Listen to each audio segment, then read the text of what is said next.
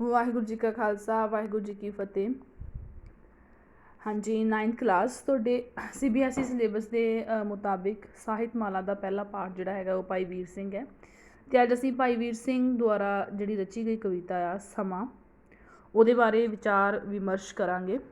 ਔਰ ਇਸ ਕਵਿਤਾ ਨੂੰ ਪੜ੍ਹਨ ਤੋਂ ਪਹਿਲਾਂ, ਇਸ ਨੂੰ ਸਮਝਣ ਤੋਂ ਪਹਿਲਾਂ ਅਸੀਂ ਭਾਈ ਵੀਰ ਸਿੰਘ ਬਾਰੇ ਥੋੜ੍ਹਾ ਜਿਹਾ ਜਿਹੜਾ ਉਹ ਗੱਲ ਕਰਨੀ ਜ਼ਰੂਰੀ ਸਮਝਾਂਗੇ, ਕਿਉਂਕਿ ਭਾਈ ਵੀਰ ਸਿੰਘ ਜਿਹੜੇ ਨੇ ਉਹ ਆਧੁਨਿਕ ਕਵਿਤਾ ਦੇ ਮੋਢੀ ਨੇ। ਆਧੁਨਿਕ ਕਵਿਤਾ ਕਿਹੜੀ ਕਵਿਤਾ ਹੈ? ਜਦੋਂ ਅੰਗਰੇਜ਼ ਜਿਹੜੇ ਸੀ ਇੱਧਰ ਆ ਗਏ ਸੀ ਔਰ 1849 ਤੋਂ ਬਾਅਦ ਭਾਰਤ 'ਤੇ ਉਹਨਾਂ ਦਾ ਕਬਜ਼ਾ ਜਿਹੜਾ ਹੋ ਗਿਆ। 1850 ਵਿੱਚ ਭਾਰਤ ਦੇ ਉੱਪਰ ਆਲਮੋਸਟ ਉਹਨਾਂ ਦਾ ਜਿਹੜਾ ਸੀ ਉਹ ਰਾਜ ਚੱਲ ਰਿਹਾ ਸੀ, ਅਤੇ ਉਦੋਂ ਜਿਹੜਾ ਅੰਗਰੇਜ਼ੀ ਕਲਚਰ ਜਿਹੜਾ ਸੀ ਉਹ ਆਪਣਾ ਪ੍ਰਭਾਵ ਪਾ ਰਿਹਾ ਸੀ।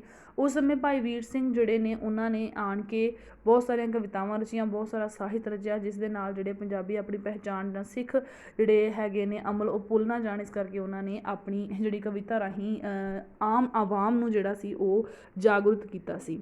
ਸੋ ਭਾਈ ਵੀਰ ਸਿੰਘ ਦੇ ਜਨਮ ਦੀ ਜੇਕਰ ਗੱਲ ਕਰੀਏ ਤਾਂ ਭਾਈ ਵੀਰ ਸਿੰਘ ਜਿਹੜਾ 1872 ਈਸਵੀ ਦੇ ਵਿੱਚ ਉਹਨਾਂ ਦਾ ਜਨਮ 5 ਦਸੰਬਰ ਨੂੰ ਪਿਤਾ ਸਰਦਾਰ ਚਰਨ ਸਿੰਘ ਦੇ ਅਤੇ ਸਰਦਾਰਨੀ ਉੱਤਮ ਕੌਰ ਦੇ ਘਰ ਅੰਮ੍ਰਿਤਸਰ ਦੇ ਵਿੱਚ ਹੋਇਆ ਸੀ। ਭਾਈ ਵੀਰ ਸਿੰਘ ਨੂੰ ਆਧੁਨਿਕ ਕਵਿਤਾ ਦਾ ਮੋਢੀ ਜਾਂ ਆਧੁਨਿਕ ਕਵਿਤਾ ਦਾ ਪਿਤਾਮਾ ਵੀ ਕਿਹਾ ਜਾਂਦਾ ਹੈ।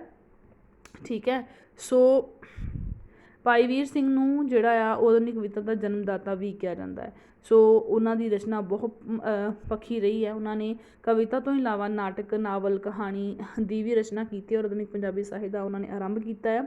ਔਰ ਇਤਿਹਾਸ ਲਿਖਣ, ਸਿੱਖ ਇਤਿਹਾਸ ਦੇ ਉੱਪਰ ਬਹੁਤ ਸਾਰਾ ਕੰਮ ਕੀਤਾ ਹੈ, ਸੰਪਾਦਨਾ ਦਾ ਵੀ ਕੰਮ ਕੀਤਾ ਆ। ਔਰ ਉਹਨਾਂ ਦੇ ਦੇਣ ਗਿਣਾਤਮਕ ਅਤੇ ਗੁਣਾਤਮਕ ਦੋਹਾਂ ਪੱਖਾਂ ਤੋਂ ਹੀ ਮਹੱਤਵਪੂਰਨ ਹੈ। ਮਤਲਬ ਇਹ ਕਿ ਗਿਣਤੀ ਵਿੱਚ ਵੀ ਉਹਨਾਂ ਦਾ ਬਹੁਤ ਕੁਛ ਉਹਨਾਂ ਨੇ ਸਾਹਿਤ ਨੂੰ ਦਿੱਤਾ ਹੈ, ਬਹੁਤ ਸਾਰੀ ਗਿਣਤੀ ਵਿੱਚ ਬਹੁਤ ਸਾਰੀਆਂ ਰਚਨਾਵਾਂ ਦਿੱਤੀਆਂ ਨੇ, ਔਰ ਉਹ ਰਚਨਾਵਾਂ ਗੁਣਾਤਮਕ ਪੱਖ ਤੋਂ, ਗੁਣਾਂ ਦੇ ਪੱਖ ਤੋਂ ਵੀ ਬਹੁਤ ਉੱਤਮ ਨੇ, ਬਹੁਤ ਮਹੱਤਵਪੂਰਨ ਨੇ। ਤਾਂ ਹੀ ਤਾਂ ਭਾਈ ਵੀਰ ਸਿੰਘ ਨੂੰ ਜਿਹੜਾ ਆ ਉਹ ਇਹ ਕਿਹਾ ਜਾਂਦਾ ਆ ਕਿ 20ਵੀਂ ਸਦੀ ਦਾ ਗੁਰਦਾਸ ਭਾਈ ਵੀਰ ਸਿੰਘ ਨੂੰ ਕਿਹਾ ਜਾਂਦਾ, ਕਿਉਂਕਿ ਭਾਈ ਵੀਰ ਸਿੰਘ ਨੇ ਸਿੱਖ ਇਤਿਹਾਸ ਦੇ ਸੰਬੰਧਿਤ ਬਹੁਤ ਸਾਰਾ ਕੰਮ ਕੀਤਾ ਹੈ।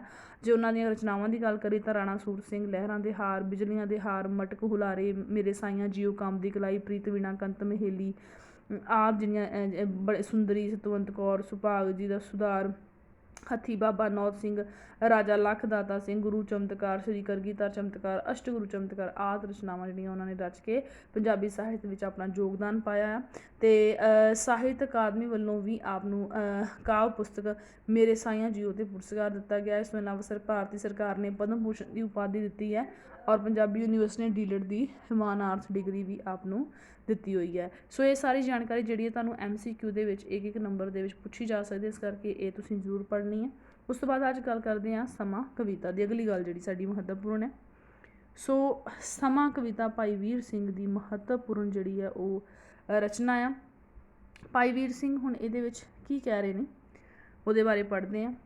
ਅਸਲ ਦੇ ਵਿੱਚ ਇਹਦੇ ਵਿੱਚ ਭਾਈ ਵੀਰ ਸਿੰਘ ਹੀ ਕਿਹੜੀਆਂ ਕਾਵਿ ਸਤਰਾਂ ਨੇ ਭਾਈ ਵੀਰ ਸਿੰਘ ਦੁਆਰਾ ਲਿਖੀਆਂ ਗਈਆਂ ਨੇ, ਤੁਹਾਡੀ ਕਾਵਿ ਪੁਸਤਕ ਸਾਹਿਤਮਾਲਾ ਦੇ ਵਿੱਚ ਦਰਜ ਨੇ, ਅਤੇ ਸਮਾਂ ਸਿਰਲੇਖ ਹੇਠ ਦਰਜ ਨੇ। ਇਸ ਵਿੱਚ ਕਵੀ ਨੇ ਸਮੇਂ ਦੇ ਸਦਾ ਹੀ ਚਲਾਈਮਾਨ ਸੁਭਾਅ ਦੀ ਗੱਲ ਕੀਤੀ ਹੈ ਕਿ ਸਮਾਂ ਜਿਹੜਾ ਆ ਉਹ ਕਿਸੇ ਦੁਆਰਾ ਰੋਕਿਆ ਨਹੀਂ ਜਾ ਸਕਦਾ, ਕਿਸੇ ਦੁਆਰਾ ਬੰਨਿਆ ਨਹੀਂ ਉਸਨੂੰ ਜਾ ਸਕਦਾ, ਅਤੇ ਉਹ ਆਪਣੀ ਤੇਜ਼ ਗਤੀ ਨਾਲ ਸਾਰੀਆਂ ਹੱਦਾਂ ਤੋੜ ਕੇ ਨਿਕਲ ਜਾਂਦਾ ਆ। ਸਮਾਂ ਇੱਕ ਅਜਿਹੀ ਕੀਮਤੀ ਵਸਤੂ ਹੈ, ਕੀਮਤੀ ਚੀਜ਼ ਹੈ, ਜਿਹੜੀ ਮਨੁੱਖ ਆਮ ਹੀ ਅਜਾਈਂ ਹੀ ਗਵਾ ਰਿਹਾ ਹੈ, ਪਰ ਇਸ ਦੀ ਕੀਮਤ ਬਹੁਤ ਵੱਡੀ ਹੈ। ਇਸ ਕਵਿਤਾ ਦੇ ਰਾਹੀਂ ਮਨੁੱਖ ਨੂੰ ਸਮੇਂ ਬਾਰੇ ਸੁਚੇਤ ਹੋ ਕੇ ਇਹ ਦੱਸਣ ਦੀ ਕੋਸ਼ਿਸ਼ ਕੀਤੀ ਹੈ ਕਿ ਤੂੰ ਜਿਹੜਾ ਸਮਾਂ ਵਿਅਰਥ ਗਵਾ ਰਿਹਾ ਹੈ, ਇਹਨੂੰ ਛੱਡ ਕੇ ਸਮੇਂ ਦੀ ਸੰਭਾਲ ਕਰ, ਕਿਉਂਕਿ ਇੱਕ ਵਾਰੀ ਲੰਘਿਆ ਹੋਇਆ ਸਮਾਂ ਕਦੀ ਵਾਪਸ ਨਹੀਂ ਆਉਂਦਾ, ਅਤੇ ਬਾਅਦ ਵਿੱਚ ਮਨੁੱਖ ਉਸ ਸਮੇਂ ਨੂੰ, ਲੰਘੇ ਹੋਏ ਸਮੇਂ ਨੂੰ ਪਛਤਾਉਂਦਾ ਹੈ ਲੈ ਕੇ। ਸੋ ਕਵਿਤਾ ਪੜ੍ਹਦੇ ਹਾਂ ਹੁਣ ਆਪਾਂ। ਕਹਿੰਦੇ ਰਹੀ ਵਾਸਤੇ ਘੱਤ, ਸਮੇਂ ਨੇ ਇੱਕ ਨਾ ਮੰਨੀ। ਭਾਈ ਵੀਰ ਸਿੰਘ ਜੀਵ ਇਸਤਰੀ ਰੂਪ ਵਿੱਚ ਕਹਿ ਰਿਹਾ, ਇਸਤਰੀ ਰੂਪ ਵਿੱਚ ਆਪਣੇ ਆਪ ਨੂੰ ਸੰਬੋਧਨ ਕਰ ਰਿਹਾ। ਠੀਕ ਹੈ, ਇਸਤਰੀ ਰੂਪ ਵਿੱਚ ਆਪਣੇ ਆਪ ਨੂੰ ਸੰਬੋਧਨ ਕਰਦੇ ਹੋਏ ਕੀ ਕਹਿੰਦੇ, ਰਹੀ ਵਾਸਤੇ ਘੱਤ, ਕਹਿੰਦਾ ਕਿ ਮੈਂ ਵਾਸਤੇ ਘੱਤ ਰਹੀ ਹਾਂ। ਇਸਤਰੀ ਰੂਪ ਵਿੱਚ ਵਿਚਾਰ ਪੇਸ਼ ਕਰਦੇ ਭਾਈ ਵੀਰ ਸਿੰਘ ਕਹਿੰਦੇ ਨੇ ਕਿ ਮੈਂ ਸਮੇਂ ਨੂੰ ਰੋਕਣ ਲਈ ਉਸਦੀਆਂ ਬੜੀਆਂ ਹੀ ਮਿੰਨਤਾਂ ਕੀਤੀਆਂ, ਪਰ ਉਹਨੇ ਮੇਰੀ ਇੱਕ ਗੱਲ ਨਾ ਮੰਨੀ। ਕਹਿੰਦੇ ਸਮੇਂ ਨੇ ਇੱਕ ਨਾ ਮੰਨੀ, ਉਸ ਸਮੇਂ ਨੇ ਮੇਰੀ ਇੱਕ ਵੀ ਨਹੀਂ ਮੰਨੀ। ਫੜ ਰਹੀ ਤਰੀਕ, ਮੈਂ ਕੀ ਕੀਤਾ ਫਿਰ ਕਿ ਉਸਨੇ ਕਿਹਾ ਕਿ ਮੈਂ ਉਹਨੇ ਮੇਰੀ ਜਦੋਂ ਗੱਲ ਨਹੀਂ ਮੰਨੀ ਤਾਂ ਮੈਂ ਉਸਨੂੰ ਫੜ ਕੇ ਆਪਣੇ ਵੱਲ ਖਿੱਚਣ ਦਾ ਬਹੁਤ ਯਤਨ ਕੀਤਾ, ਪਰ ਉਹ ਪੱਲਾ ਛੁਡਾ ਕੇ ਮੇਰੇ ਤੋਂ ਦੂਰ ਚਲਾ ਗਿਆ। ਸਮੇਂ ਖਿਸਕਾਈ, ਕੰਨੀ ਹੁੰਦਾ ਪੱਲਾ, ਉਹਨੇ ਖਿਸਕਾ ਕੇ ਮੇਰੇ ਤੋਂ ਦੂਰ ਨਿਕਲ ਗਿਆ। ਕਿਵੇਂ ਨਾ ਸਕੀ ਰੋਕ, ਕਹਿੰਦੇ ਮੈਂ ਹਜ਼ਾਰਾਂ ਹੀ ਯਤਨ ਕੀਤੇ, ਫੜਨ ਦੀ ਕੋਸ਼ਿਸ਼ ਕੀਤੀ, ਮਿੰਨਤਾਂ ਕੀਤੀਆਂ, ਪਰ ਕੀ ਹੋਇਆ, ਕਹਿੰਦੇ ਸਮੇਂ ਦੇ ਰੋਕਣ ਲਈ ਮੈਂ ਜਿੰਨੇ ਵੀ ਰਸਤੇ ਜਿਹੜੇ ਸੀ, ਰਸਤੇ ਵਿੱਚ ਬਹੁਤ ਸਾਰੀਆਂ ਉਹਦੇ ਵਿੱਚ ਰੁਕਾਵਟਾਂ ਖੜੀਆਂ ਕੀਤੀਆਂ, ਬਹੁਤ ਸਾਰੇ ਮੈਂ ਆਪਣੇ ਯਤਨ ਕੀਤੇ, ਪਰ ਉਹ ਸਾਰੀਆਂ ਰੁਕਾਵਟਾਂ ਕੀ ਕੀਤਾ, ਅਟਕ ਜੋ ਪਾਈ ਭੰਨੀ, ਅਟਕਾਂ ਜਿਹੜੀਆਂ ਮੈਂ ਰੁਕਾਵਟਾਂ ਪਾਈਆਂ ਸੀ ਉਹਨਾਂ ਨੂੰ ਭੰਨ ਕੇ ਜਿਹੜਾ ਸੀ ਸਮਾਂ ਨਿਕਲ ਰਿਹਾ ਸੀ। ਤ੍ਰਿਖੇ ਆਪਣੇ ਵੇਗ, ਠੀਕ ਹੈ, ਆਪਣੇ ਜਿਹੜੇ ਆ ਤ੍ਰਿਖੇ ਭਾਵ ਤੇਜ਼, ਬਹੁਤ ਤੇਜ਼ ਵੇਗ ਦੇ ਵਿੱਚ ਜਿਹੜਾ ਸੀ ਉਹ ਕੀ ਕੀਤਾ ਸਮੇਂ ਨੇ, ਕਹਿੰਦੇ ਕਿ ਮੈਨੂੰ ਜਦੋਂ ਰੋਕਣ ਦਾ ਯਤਨ ਕੀਤਾ, ਬਹੁਤ ਸਾਰੀਆਂ ਅੜਕਾਂ ਉਹਦੇ ਰਸਤੇ ਵਿੱਚ ਪਾਈਆਂ, ਪਰ ਉਸਨੇ ਸਾਰੀਆਂ ਰੁਕਾਵਟਾਂ ਨੂੰ ਤੋੜ ਦਿੱਤਾ ਅਤੇ ਬੜੀ ਤੇਜ਼ੀ ਨਾਲ ਸਾਰੀਆਂ ਸੀਮਾਵਾਂ ਨੂੰ ਪਾਰ ਕਰਦਾ ਹੋਇਆ ਜਿਹੜੀਆਂ ਮੈਂ ਰੁਕਾਵਟਾਂ ਪਾਈਆਂ ਸੀ ਉਹਨੂੰ ਟੱਪ ਕੇ ਜਿਹੜਾ ਸੀ ਉਹ ਅਗਾਂਹ ਵੱਧ ਗਿਆ। ਤ੍ਰਿਖੈ ਆਪਣੇ ਵੇਗ, ਆਪਣੇ ਤੇਜ਼ ਵੇਗ ਦੇ ਵਿੱਚ ਗਿਆ ਟੱਪ ਬੰਨੀ ਭਾਵ ਸਾਰੀਆਂ ਜਿਹੜੀਆਂ ਸੀਮਾਵਾਂ ਸੀ, ਬੰਨਾ ਸੀ, ਉਹ ਸਾਰਾ ਪਾਰ ਕਰ ਗਿਆ। ਉਸ ਤੋਂ ਬਾਅਦ ਭਾਈ ਵੀਰ ਸਿੰਘ ਕਹਿੰਦੇ ਨੇ ਅਗਲੀਆਂ ਕਾਵਿ ਟੁਕੜੀਆਂ ਦੇ ਵਿੱਚ ਇਸ ਦੀ ਸੰਭਾਲ ਕਰਨ ਲਈ ਸਾਨੂੰ ਤਾਕੀਦ ਕਰਦੇ ਨੇ ਕਿ ਸਾਨੂੰ ਸਮੇਂ ਨੂੰ ਸਾਂਭਣਾ ਚਾਹੀਦਾ ਹੈ, ਸਮੇਂ ਨੂੰ ਜਿਹੜਾ ਸੰਭਾਲਣਾ ਚਾਹੀਦਾ ਤੇ ਇਹਦੀ ਕਦਰ ਕਰਨੀ ਚਾਹੀਦੀ ਹੈ ਤੇ ਹਰ ਕੰਮ ਨੂੰ ਸਮੇਂ ਸਿਰ ਕਰਨਾ ਚਾਹੀਦਾ ਹੈ। ਕਹਿੰਦੇ ਹੋਸ ਅਜੇ ਸੰਭਾਲ ਇਸ ਸਮੇਂ ਨੂੰ, ਕਿ ਇਹ ਮਨੁੱਖ ਤੇਰੇ ਕੋਲ ਅਜੇ ਜਿਹੜਾ ਸਮਾਂ ਆ, ਤੂੰ ਜਿਹੜਾ ਨਿਕਲ ਗਿਆ ਉਹ ਤਾਂ ਨਿਕਲ ਗਿਆ, ਜਿਹੜਾ ਆਉਣਾ ਉਹ ਸਾਡੇ ਹੱਥ 'ਚ ਨਹੀਂ ਆਇਆ, ਪਰ ਜਿਹੜਾ ਪ੍ਰੈਜ਼ੈਂਟ ਹੈ, ਠੀਕ ਹੈ, ਜਿਹੜਾ ਤੇਰਾ ਹੁਣ ਦਾ ਸਮਾਂ ਹੈ, ਵਰਤਮਾਨ ਹੈ, ਜਿਹਨੂੰ ਤੂੰ ਵਰਤ ਸਕਦਾ ਆ, ਉਹਨੂੰ ਤੂੰ ਵਰਤ ਸਹੀ ਜਗ੍ਹਾ 'ਤੇ ਲੈ ਕੇ ਆ। ਜਿਵੇਂ ਅੱਜ ਇਸ ਸਮੇਂ ਦੇ ਵਿੱਚ ਤੁਹਾਨੂੰ ਔਨਲਾਈਨ ਪੜ੍ਹਾਈ ਦੇ ਵਿੱਚ ਜਿਹੜਾ ਇਹ ਇਸ ਸਮੇਂ ਪੜ੍ਹਨ ਲਈ ਕਿਹਾ ਗਿਆ, ਤੁਹਾਡਾ ਹੱਕ ਬਣਦਾ ਕਿ ਤੁਸੀਂ ਇਸ ਚੀਜ਼ ਨੂੰ, ਤੁਹਾਡਾ ਫਰਜ਼ ਵੀ ਬਣਦਾ ਕਿ ਤੁਸੀਂ ਹੁਣ ਇਸ ਵਕਤ ਪੜ੍ਹੋ ਅਤੇ ਸਾਰਾ ਕੰਮ ਕਰੋ, ਸਮੇਂ ਸਿਰ ਕਰੋ। ਕਹਿੰਦੇ ਹੋ ਅਜੇ ਸੰਭਾਲ ਇਸ ਸਮੇਂ ਨੂੰ, ਹੋਸ਼ ਕਰ ਅਤੇ ਇਸ ਸਮੇਂ ਨੂੰ ਜਿਹੜਾ ਹੈ ਸੰਭਾਲ ਕਰ ਸਫਲ ਉਡੰਦਾ ਜਾਮਦਾ। ਤੈਨੂੰ ਕੀ ਕਰਨਾ ਚਾਹੀਦਾ, ਇਹ ਜਿਹੜਾ ਤੇਜ਼ ਅੱਗੇ ਵੱਧਦਾ ਜਾ ਰਿਹਾ, ਉੜਦਾ ਜਾ ਰਿਹਾ ਸਮਾਂ, ਤੇਰੇ ਹੱਥਾਂ 'ਚੋਂ ਨਿਕਲਦਾ ਜਾ ਰਿਹਾ ਹੈ, ਇਹਨੂੰ ਤੂੰ ਸਫਲ ਕਰ, ਇਹਨੂੰ ਫੜ। ਇਹ ਠਹਿਰਨ ਜਾਚ ਨਾ ਜਾਣਦਾ, ਲੰਘ ਗਿਆ ਨਾ ਮੁੜ ਕੇ ਆਉਂਦਾ।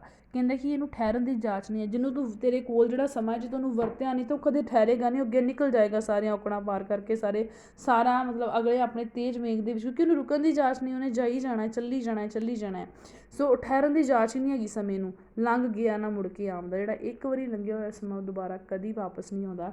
ਇਸ ਕਰਕੇ ਜਿਹੜਾ ਸਾਨੂੰ ਸਾਵਧਾਨ ਹੋਣਾ ਚਾਹੀਦਾ ਆ। ਅਤੇ ਇਸਤਰੀ ਰੂਪ ਵਿੱਚ ਭਾਈ ਵੀਰ ਸਿੰਘ ਕਹਿੰਦੇ ਨੇ ਕਿ ਲਗਾਤਾਰ ਚੱਲਦੇ ਰਹਿਣ ਵਾਲੇ ਸਮੇਂ ਨੂੰ, ਜਿਹਦਾ ਸੁਭਾਅ ਹੀ ਚਲਾਇਮਾਨ ਹੈ, ਜਿਹਦਾ ਸੁਭਾਅ ਦੇ ਵਿੱਚ ਹੀ ਗਤੀ ਹੈ, ਸਾਨੂੰ ਉਸਦੀ ਸਾਵਧਾਨੀ ਨਾਲ ਅਤੇ ਸਹੀ ਵਰਤੋਂ ਕਰਨੀ ਚਾਹੀਦੀ ਹੈ, ਤਾਂ ਜੋ ਇੱਕ ਵਾਰੀ ਲੰਘਿਆ ਹੋਇਆ ਸਮਾਂ ਵਾਪਸ ਜਿਹੜਾ ਨਹੀਂ ਆਉਂਦਾ, ਉਸ ਨੂੰ ਅਸੀਂ ਸਾਂਭਿਆ ਜਾ ਸਕੇ, ਉਸ ਦੇ ਨਿਕਲਣ ਤੋਂ ਪਹਿਲਾਂ ਹੀ ਉਸਨੂੰ ਸਾਂਭ ਲਿਆ ਜਾਵੇ।